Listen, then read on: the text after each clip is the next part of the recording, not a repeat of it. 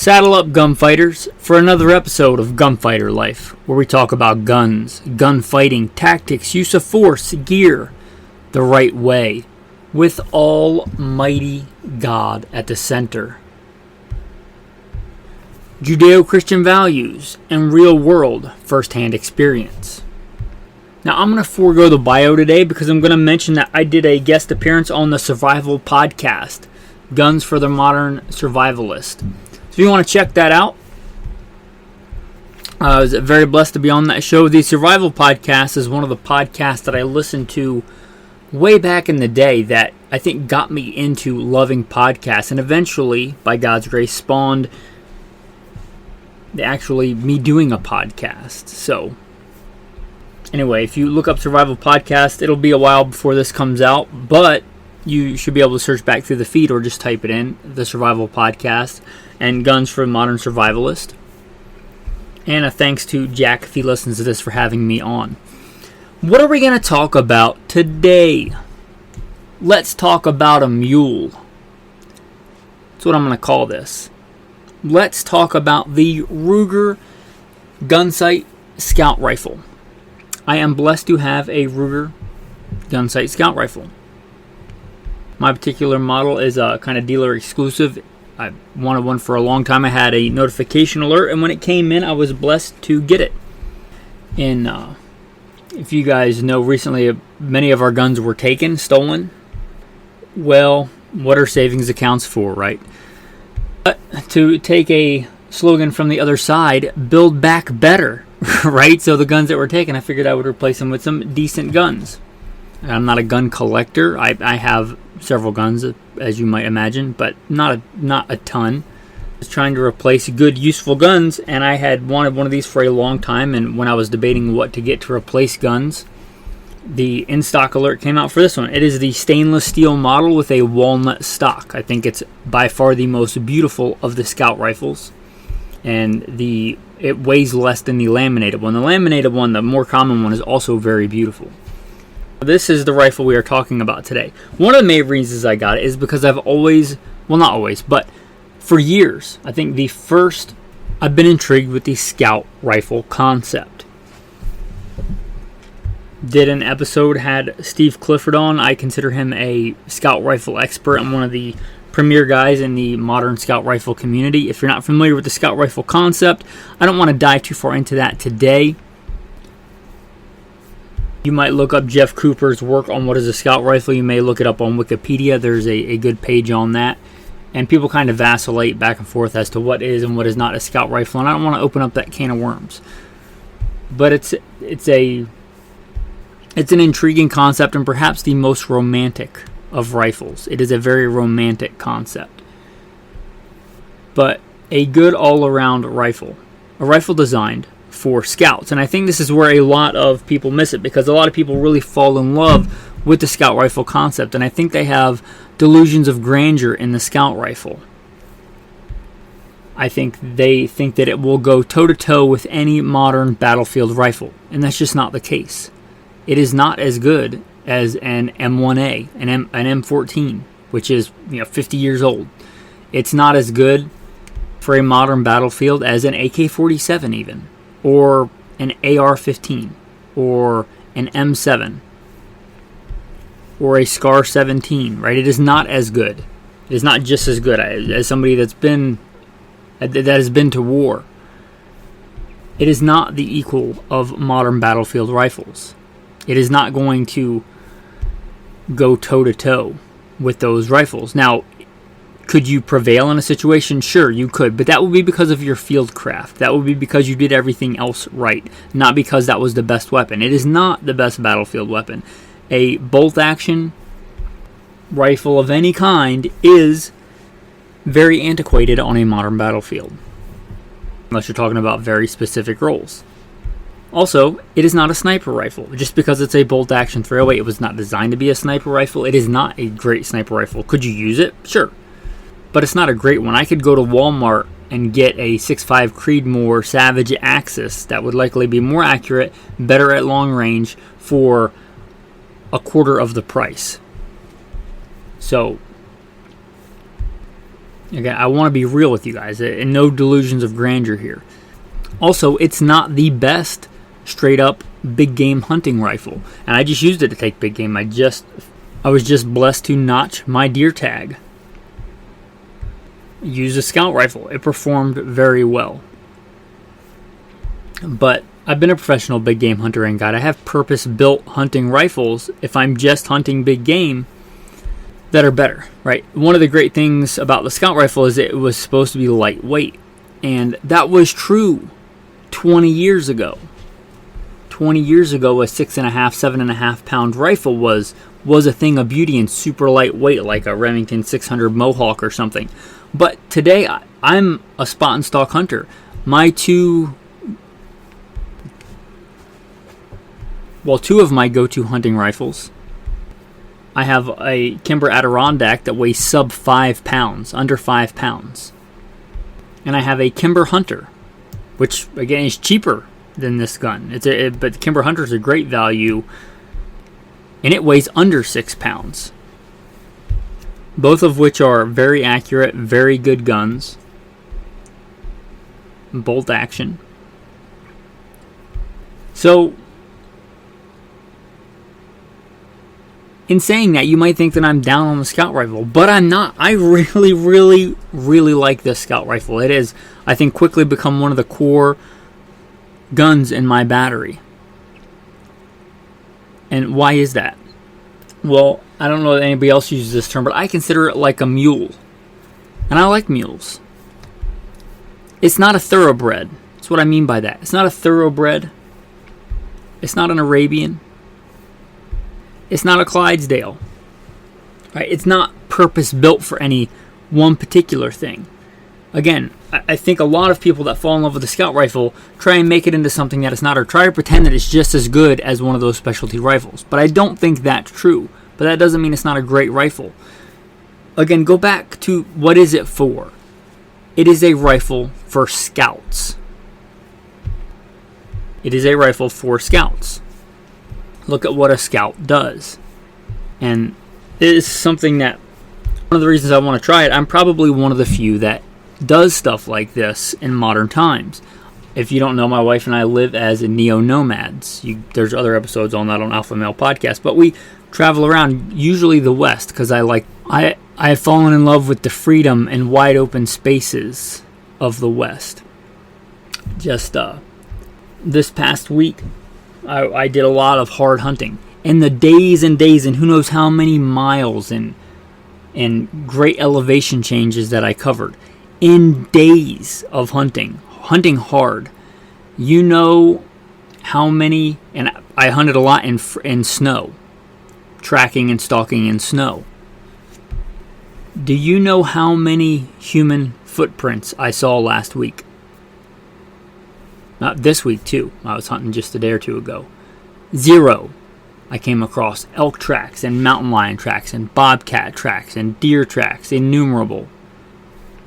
Not a single solitary human footprint. Praise God. Being out in the wilderness to pray. I love it. I enjoy it. Also, before that, when I notched that deer tag with the scout rifle, I don't think I saw a single human footprint in any of the terrain that I was hunting. And also, I like to hunt new areas. Part of the thing I like about hunting out west is I can explore. I could probably literally go the rest of my life just in this one little geographic pocket of northern Idaho and Montana, western Montana, and up into Canada, and never hunt the same place twice. I like that as much or more than I like punching tags. I like putting meat on the table. Yeah, for sure. But I like to do that. And that kind of scouting. Now, granted, I'm not in the Rhodesian brush war. I'm not doing that type of thing. But I do go on some pretty unforgiving terrain and stuff like that. And I do find myself out far away from any kind of support network, where that rifle may very well indeed save my life. Whereas I grew up hunting back east, where if you break a gun or damage something or your scope gets knocked off, and I break a lot of optics. I break quite a few guns. If that happens in a hunt back east, then you probably just walk less than 100 yards back to your truck. where if that happens in some of the areas that I hunt, I might really be in trouble. And also, even though it's very rural, very, very low population density, you can literally walk for months in literal millions of acres of wilderness and not see a single solitary human person. Not a soul. Sometimes you do, right? And sometimes people have bad intentions, even out in the sticks, even out in the backwoods. People rob people, people murder people. Bad things happen in national forests. Bad things happen in those wilderness areas too. So could you need it for defense? For sure. So although I don't use it exactly for what it was intended for, I think it's a pretty close approximation. And if I had to use it for defense, I certainly would. And that's why I kind of call it the Mule. And one of the things I love about it, when I was out trying to get my deer, I was hunting just north of the Hell's Canyon area. And you know that's nasty terrain. If you've ever been to the Grand Canyon and you've been there and enjoyed the beauty of it, which I highly encourage, the heavens declare the glory of God and the firmament shows us his handiwork. When you see that deep canyon and look up and see the firmament, and you go back, you take pictures and you go back home and look at the pictures and you're like, the pictures don't do it justice. Well, I was just hunting in Hell's Canyon and you get back and look at the pictures and even the pictures look crazy. Just north of the Hell's Canyon area, slipping down lava rock and shale and really crazy, steep, nasty terrain.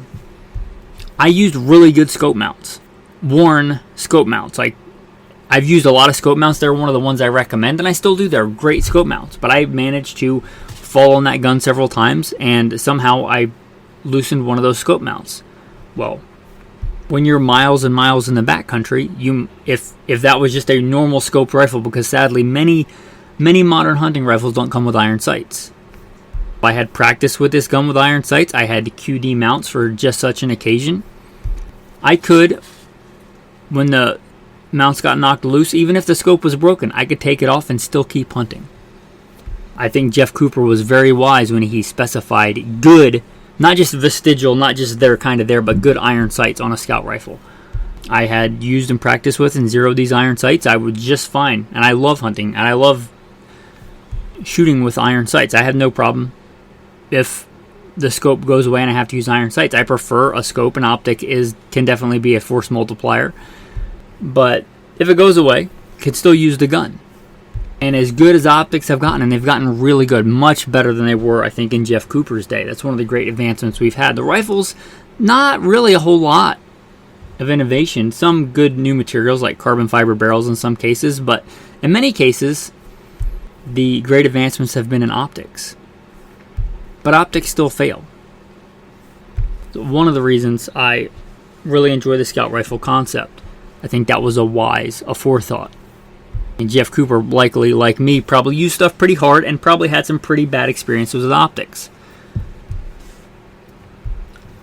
Also, there's a couple reasons I settled on the Ruger Scout Rifle. It has a muzzle brake on it, which I don't really care about flash suppression, right? Again, I'm not trying to take on an Antifa mob in the middle of the night with this rifle, usually out in the backcountry. But what I like that for is it protects the muzzle, and it's not uncommon to drop a rifle, to slam it on stuff.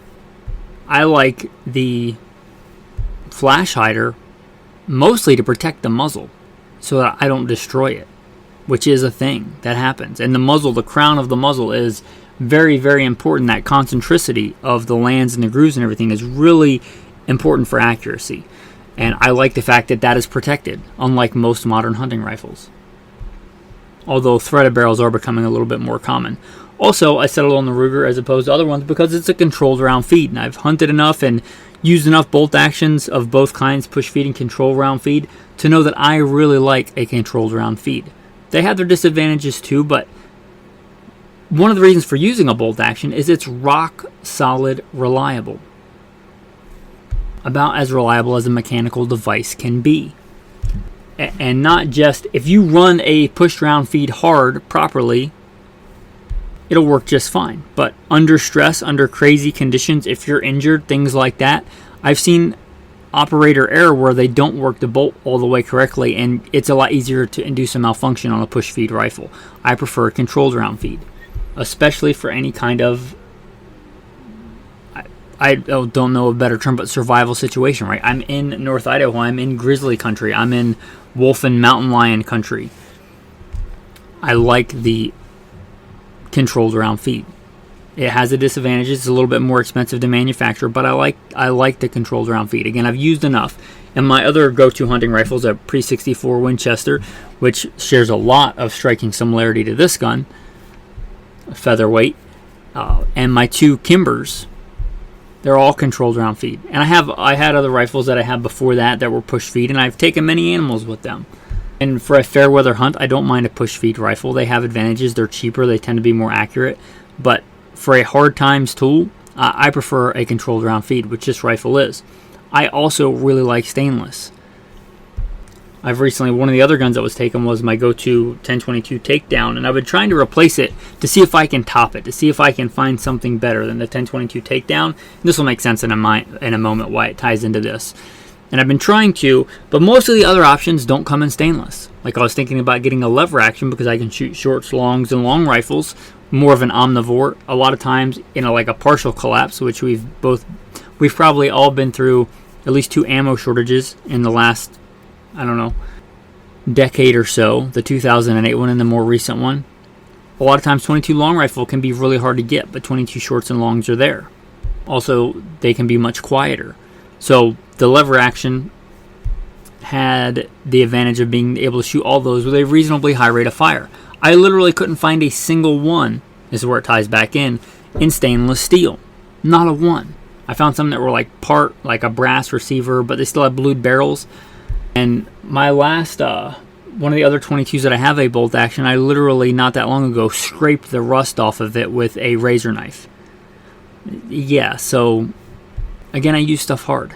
I don't always go on hunts where I can just walk back to the truck and oil the gun. If I'm on a long backcountry hunt, that rifle may be in the field for days, in the rain and the snow, and if I can handle it, the rifle should be able to handle it too. So I like stainless, and that Ruger Scout rifle came in stainless. It's kind of a mule. It's kind of a workhorse. It's not the lightest. It's not the most accurate. Heck, even my Scar 17 is more accurate, I think, than that Ruger Scout rifle. When I first got it, the accuracy was atrocious, but I betted it. It went from a 3 or more worse MOA gun to about a 1 MOA gun, which is good. A 1 MOA gun, and I don't mean I mean a good MOA gun. But it's also an omnivore. It's shot a variety of 150 up to 168 grain loads. I did shoot the 175s through it, but I don't really plan on hunting with those more long-range target loads. But it shoots a variety of the 150 and 168 grains very well. Shoots them all. Actually about the same in reasonable ranges, the same point of aim, point of impact, and at the same kind of degree of accuracy. So it might not be, one hole accurate, but 1 MOA for a scout rifle for the kind of spot and stalk hunting that I prefer, it's just fine. And it'll do it with a variety of loads, which if you're talking about a scout rifle concept, like a hard times tool, that's kind of important, that it doesn't just like one load. It likes pretty much any load that I've put through it. It hasn't spewed it out of its mouth. I like that. Also, its feeding and reliability, top notch. Stainless steel, fantastic. I've got it mounted right now with a Burris straight 2 power scope, which I think, to get off on a little bit of a tangent, and especially from guiding and stuff, and I've learned this myself the hard way, the vast majority of people have way too much magnification for practical hunting, in my opinion. And if you have a 3-9, my advice is almost always just leave it on 3 power. But anyway, got a straight 2 power. I might change that in the future to something else, but I wanted that as true as I could get to an OG scout rifle, and I thought when I read the specs that Jeff Cooper specified a fixed 2 to 3 power scope. So that's what I mounted on there. Forward mounted. Again, I don't know if it'll stay like that, because one of the big advantages they say of the scout rifle is you can shoot with both eyes open. But I always shoot with both eyes open. Or whether I'm shooting a handgun, a shotgun, a rifle, a more traditional scope, even a higher powered scope, I always shoot with both eyes open. Not everybody can do that. I've got enough experience to know that. Some people really struggle with that, but but I always shoot with both eyes open. So that is not really a giant advantage for me. I shoot pretty much any optic or iron sights both eyes open all the time. Unless there's some like weird lighting condition or optical thing going on where it really is an advantage to shut one eye, but I have to make myself do it. My natural default is always to shoot with both eyes open. So that advantage of the forward-mounted optic for me doesn't really make sense, and I think there are a lot better options in optics in the more traditional. There are not a lot of great scout rifle scopes on the market compared to traditional scopes, so that may change just for that reason. But one of the great things about that forward-mounted scope is the balance of the rifle is fantastic, and it gives easy access to the feeding of the rifle, which I really like. Also, I just did an episode on road trip guns. It's a great gun. Now, it's not legal to hunt with in every state. Some states are shotgun only or straight wall rifle cartridge only, but pretty much anywhere I could take that rifle, whereas my AR, I can't. I try and avoid those states, but if something happened and I had to go to one of those states, I could take the scout rifle. Even going to Canada, right? Canada allows you, because I'm not that far from Canada. I've gone to Canada and I will take a gun when I go. They let you take a gun for bear defense. Well, scout rifle's a good choice. It's legal there. Whereas my Scar 17, I'd probably rather have it if I was going to a foreign country and I could take a gun. But I can take the scout rifle, and the scout rifle is better than no rifle at all. So it kind of has that going for it. Does it have anywhere near as good a rate of fire as a semi-auto? No, it doesn't. But it has a reasonable rate of fire if you're good with the bolt action, and it has detachable box magazines. So, I guess in summation here, the scout rifle concept, it's a good rifle. But be honest about what it is. It's a rifle for scouts. It's not a purebred. It's not the best target rifle. It's not the best hunting rifle. It's not the best battlefield rifle. It's kind of a mule. It's kind of a mix. It's not a purebred. But it's a really good, like a mule, utilitarian, working thing. And that's kind of my thoughts on the rifle, specifically the Ruger Gunsight Scout. There are other attributes to other Scout rifles. I chose that one for several reasons that are germane to me. And I'm very blessed to have that rifle. Actually out training with it yesterday. And after using it for a season, after successfully putting meat on the table with it and using it and having it as a truck gun, I just thought I'd give you my thoughts on the scout rifle from real-world first-hand experience. Anyway, I hope you enjoyed this episode. The tactical tip of the day. Now, I mentioned mine has a wood stock, and I like hunting with a wood stock. It's not like I'm a purist. I'll hunt with a composite stock as well. Both have advantages and disadvantages. I find a wood stock easier to bed, easier to work with, easier to modify. I also find it in really cold weather much more pleasant to hold than a lot of the more modern stocks. Anyway, the tactical tip is Renaissance wax or something like it. I'm not sponsored by Renaissance wax, but some kind of wax safe for wood. One of the big things they say about wood is that it can soak up water and do things like that. You can coat, and probably should coat, with wax. Renaissance wax works really good. You can use it on steel too, and I do. Use it on the stainless steel, use it on blued steel if I'm going out to hunt in really harsh conditions. The inside of the stock, meaning like the barrel channel, the magazine well, all that stuff where moisture could soak into the stock where it's not really finished as well, that Renaissance wax works really good. Again, or something like it. You could probably just use beeswax. And if you've got really small, fine areas that you want to kind of put a barrier in, the old school ballistol, like if you want to just put it on a Q-tip and get inside those little teeny corners that you might not be able to get wax into, just kind of let it soak in so that it soaks in that ballistol, which is safe for wood and leather and things instead of water in the future. Anyway, that's just some tips there for wood stock. Your tactical verse of the day. This one might ruffle some feathers. I'm okay with that. It's what the Bible says. It's kind of bucks a lot of the mainstream Christianity. Oh, I can just do whatever I want. This is from 1 Corinthians. Neither fornicators, nor idolaters, nor homosexuals, nor sodomites, nor thieves, nor covetous, nor drunkards, nor revilers, nor extortioners will inherit the kingdom of God.